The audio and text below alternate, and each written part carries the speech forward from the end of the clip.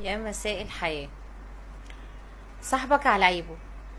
طول عمري مقتنعة بالجملة دي ومؤمنة بيها جدا، لأن ببساطة مفيش حد مننا خالي من العيوب. كلنا معيوبين لولا غطاء الستر من الله سبحانه وتعالى. لكن صاحبك على أنه عيب، على العيب اللي ما ياخدكش ويشدك وينزل بيك لتحت. صاحبك على العيب اللي ما يتعارضش مع مبادئك وقيمك واخلاقك وتربيتك. لان ببساطة لو صاحبك ده فيه عيب بيتعارض مع التربية اللي انت اتربيت عليها وعلى الاخلاق اللي انت طلعت عليها، هيسحبك واحدة واحدة لاخلاقه هو ومبادئه هو.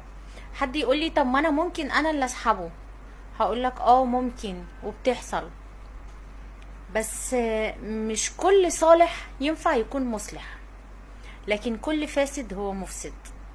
دايما طريق الحق محتاج صوت عالي وقوي، وده مش كلنا بنملكه.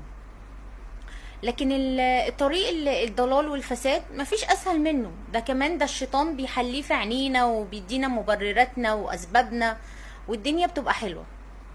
فعلشان كده قبل ما تصاحب حاسب.